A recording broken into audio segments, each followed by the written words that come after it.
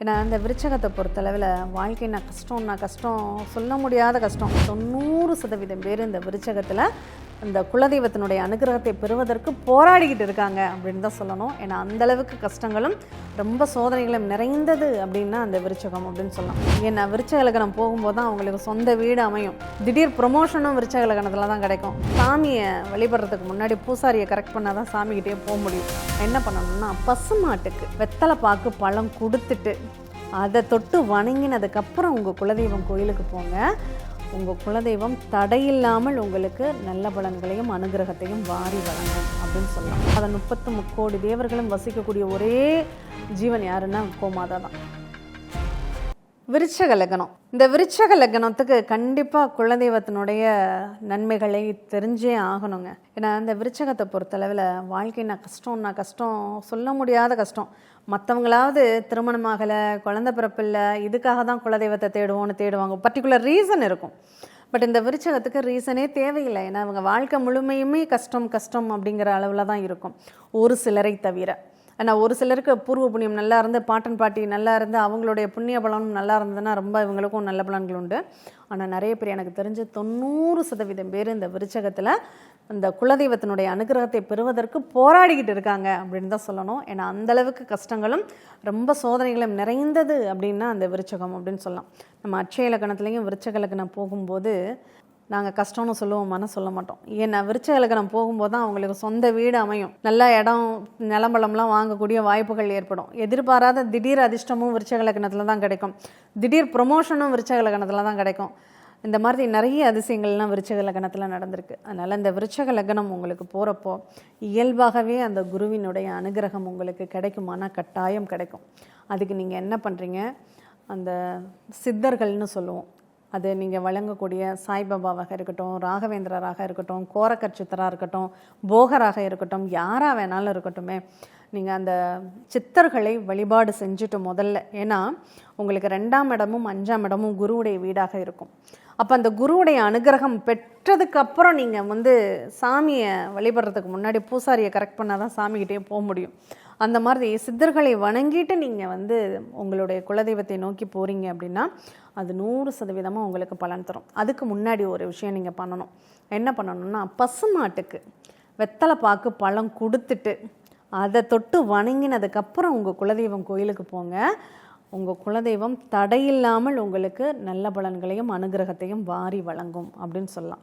ஒன்றும் இல்லைங்க, இது ஏன் அதை சொல்கிறோம் அப்படின்னா, ஒருத்தர் இந்த விருச்சக லக்னத்திற்கு என்னதான் குலதெய்வம் குருவுடைய வீடாக இருந்தாலுமே அவங்க ரொம்ப போராட வேண்டியது இருக்கும் அந்த கோயிலுக்கு போகிறதுக்கு. அப்போ அவங்களுக்கு நிறைய தடங்கள், டேட்டு ஃபிக்ஸ் பண்ணுவாங்க. அவங்க வீடு ஒரு கூட்டு குடும்பம். அது அந்த கூட்டு குடும்பத்தில் அங்காளி பங்காளியெல்லாம் சேர்ந்து போய் கும்பிட்டாதான் பலன் ஜாஸ்தி அப்படின்னு சொல்கிறோம் இல்லையா? அப்படி பண்ணும்போது ஒருத்தர் மாற்றி ஒருத்தர் ஏதாவது ஒரு தீட்டு வந்துடும், அவங்களால போக முடியாமல் போயிடும். இப்படியே தடங்கள் ஆகிக்கிட்டே இருக்குது. அந்த ஒரு பையனுக்கு கல்யாணம் பேசிட்டாங்க, ஒரு பத்திரிக்கையை வச்சு வாங்குறதுக்கு கூட குலதெய்வம் கோயிலுக்கு அவங்களால போக முடியல. அப்போ என்ன பண்ணுறதுன்னு தெரியல அப்படின்னு வந்தாங்க. அவங்களுக்கு சொல்லியிருந்தோம், நீங்கள் பசுமாட்டை ஒரு கோமாதா, 33 கோடி தேவர்களும் வசிக்கக்கூடிய ஒரே ஜீவன் யாருன்னா கோமாதா தான். அந்த பசுமாட்டை குளிப்பாட்டிட்டு அதுக்கு மஞ்சள் குங்குமம் வச்சு அதுக்கு வெத்தலை பாக்கு பழம் கொடுத்துட்டு அதுக்கிட்ட பிரார்த்தனை பண்ணிவிட்டு பத்திரிக்கையை அதனுடைய பாதத்தில் வச்சு எடுத்துகிட்டு அதுக்கப்புறம் போங்க, நீங்கள் தடை இல்லாமல் கிளம்பிடுவீங்கன்னு சொன்னோம். அதே மாதிரி போயிட்டு நல்லபடியாக கல்யாணம் ஆகி அதுக்கப்புறம் அவங்க குலதெய்வம் கோயிலுக்கு போகிறதுல எந்த தடைகளும் அவங்களுக்கு இதுவரையும் வந்ததில்லை. அந்த மாதிரி அவ்வளோ சிறப்பான ஒரு அதிசயங்கள்லாம் சில லக்னங்களுக்கு போகும்போது நடக்கும். அதில் ஒரு லக்னம் தான் அந்த விருச்சக லக்னம். அப்போ இந்த விருச்சக லக்னம் போகும்போது அவங்க என்ன பண்ணலாம், பசுமாட்டை கும்பிட்டுட்டு அவங்க போகிறாங்க அப்படின்னா அவங்களுக்கு அந்த தடையில்லாத அந்த குலதெய்வத்தினுடைய அனுகிரகம் சிறப்பாக கிடைக்கும் அப்படின்னு சொல்லலாம். இந்த அனுச நட்சத்திரம் வர்றவங்க கட்டாயம் இதை தவறாமல் பண்ணுங்க. அவங்க முதல்ல குலதெய்வமாக கும்பிட வேண்டியது கோமாதாவை தான். நீங்கள் உங்கள் வீட்டில் ஒரு பசுவையும் கண்ணுவையும் வளர்த்து பராமரிக்கிறீங்கன்னா அது அவ்வளோ பெரிய நன்மைகளை உங்களுக்கு தரும் அப்படின்னு சொல்லலாம். அவ்வளோ அதிர்ஷ்டமும் கூட. அதனால் விருச்சகத்தை பொறுத்தளவில் நீங்கள் பசுவை வளர்க்க முடியலை அப்படின்னாலும் பசுவுக்கு உணவு கொடுங்க. தவிடு புண்ணாக்கு வாங்கி கொடுங்க. அதுவே உங்களுக்கு ஒரு பெரிய ப்ளஸ்ஸிங்காக இருக்கும். அதுக்கப்புறம் உங்கள் குலதெய்வ கோயிலுக்கு போங்க, வழிபாடுகள் பண்ணுங்கள். குலதெய்வமே எனக்கு தெரியலை அப்படிங்கிறவங்க கூட 48 நாள் விடாமல் கோமாதாவுக்கு பூஜை பண்ணிங்கன்னா கட்டாயம் உங்கள் குலதெய்வம் என்னென்னு உங்களுக்கு காமிச்சு கொடுத்துடும். உங்கள் குலதெய்வம் என்னென்னு உங்களுக்கு தெரியப்படுத்தும். உங்கள் வாழ்க்கையில் நல்ல மாற்றங்கள் அப்படிங்கிறது ஏற்படும். இதே கேட்ட நட்சத்திரம் போகுதுன்னு வச்சுக்கோங்க. இந்த கேட்டை நட்சத்திரம் போகிறப்போ நீங்கள் என்ன பண்ணணும், இந்த கோட்டை அப்படிங்கிற ஊரில் உள்ள எந்த தெய்வமாக வேணாலும் இருக்கட்டுமே, உங்கள் ஊருக்கு பக்கத்தில் கோட்டைன்னு ஒரு ஊர் இருக்கா? இப்போ ஒன்றும் இல்லைங்க, சென்னையில் இருக்கீங்க, ஒருத்தங்களுக்கு குலதெய்வம் என்னன்னு எங்களுக்கு பார்க்கணும், தெரியணும், நாங்கள் என்ன பண்ணுறதுன்னு கேட்டாங்க. அவங்களுக்கு கேட்டை நட்சத்திரம் 3ஆம் பாதம் போயிட்டுருக்கு. வல்லக்கோட்டை முருகன் கோயிலுக்கு போயிட்டு போங்க அப்படின்னு சொல்லியிருந்தோம். வல்லக்கோட்டை முருகன் கோவிலுக்கு போயிட்டு வந்தாங்க. அதுக்கப்புறம் அவங்க சொந்தக்காரங்க ஒருத்தங்க, நாங்கள் இந்த மாதிரி இந்த கோயிலுக்கு எங்கள் பாட்டி சொல்லி போய்கிட்டு இருக்கோம், நீங்களும் வாங்க அப்படின்னு கூப்பிட்ருக்காங்க. அங்கே போனதுக்கப்புறம் அவங்களுக்கு ஒரு இனம் புரியாத ஒரு சந்தோஷம் உணர்வு. போயிட்டு வந்ததுக்கப்புறம் அவங்களுக்கு நிறைய நன்மைகள்லாம் நடந்ததுன்னு சொன்னாங்க. அந்த மாதிரி ஏதோ ஒன்று உங்கள் ஊருக்கு பக்கத்தில் உள்ள கோட்டைங்கிற ஊருக்கு போயிட்டு வாங்க, கண்டிப்பாக உங்களுக்கு சாதகமான பலன்கள் நிச்சயமாக கிடைக்கும். இந்த குலதெய்வ வழிபாடு யாரெல்லாம் பண்ணலாம், என்ன தேவைகளுக்காகலாம் பண்ணலாம், இந்த குலதெய்வத்தினுடைய முக்கியத்துவம் என்ன அப்படிங்கிறத நம்ம முதல்ல தெரிஞ்சுக்கணுன்னா, நம்மளுடைய குலம் காக்கக்கூடிய தெய்வம் முதன்மையானது குலதெய்வம் தான். நம்ம முன்னோர்களுடைய ஆத்மாக்கள்லாம் எங்கே போய் ஐக்கியமாயிருக்கும்னா குலதெய்வ கோயிலில் தான் ஐக்கியமாயிருக்கும் அப்படின்னு சொல்லுவாங்க. அதனால தான் குலதெய்வத்திற்கு படையல் போடும்போது அந்த முன்னோர்களையும் அழைச்சி அவங்களுக்கும் சேர்த்து படையல் போட்டு அங்கே எல்லாரும் உறவுகளை கூடி படையல் போடுற வழக்கம் அப்படிங்கிறது குலதெய்வ கோயிலில் தான் இருக்குது.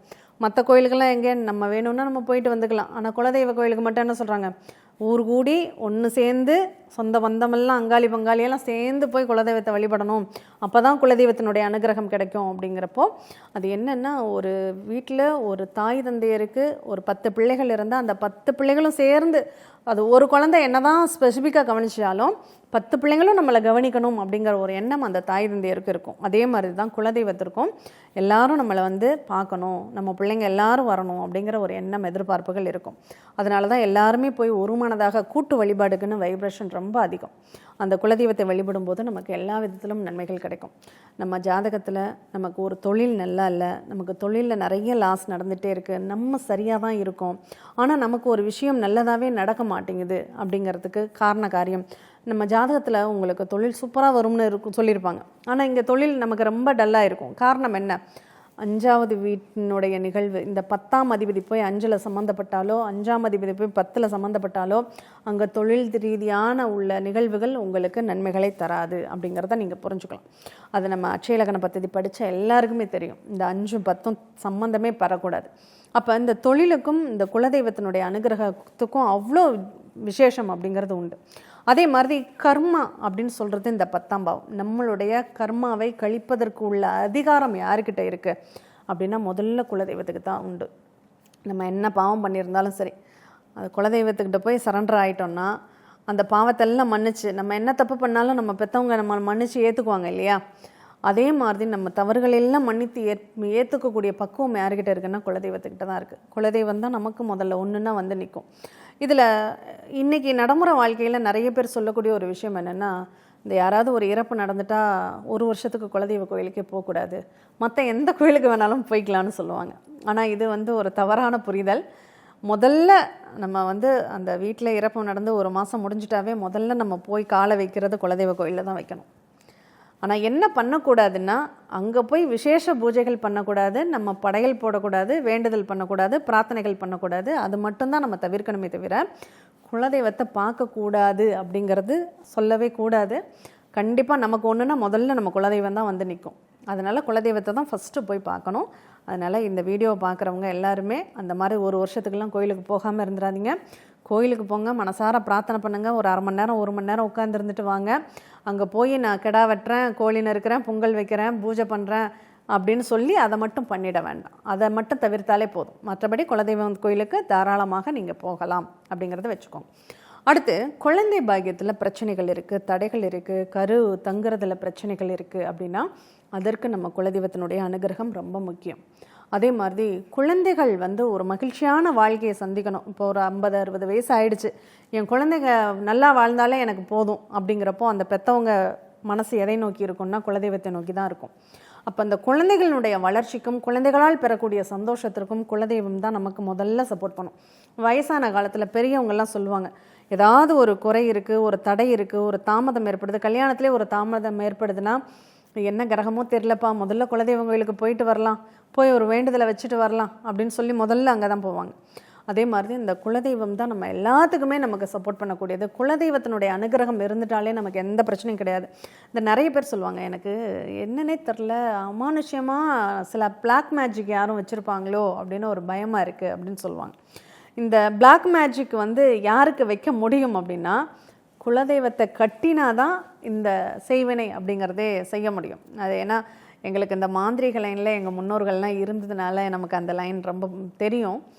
அவங்க முதல்ல சொல்லக்கூடியது என்ன, ஒரு நல்லது செஞ்சாலும் கெட்டது செஞ்சாலும் ஒரு நல்லது பண்ணணுன்னா குலதெய்வத்துக்கு சிறப்பு பூஜை பண்ணிவிட்டு குலதெய்வத்தினுடைய அனுமதியோடு தான் ஒரு விஷயத்தை பண்ணுவாங்க.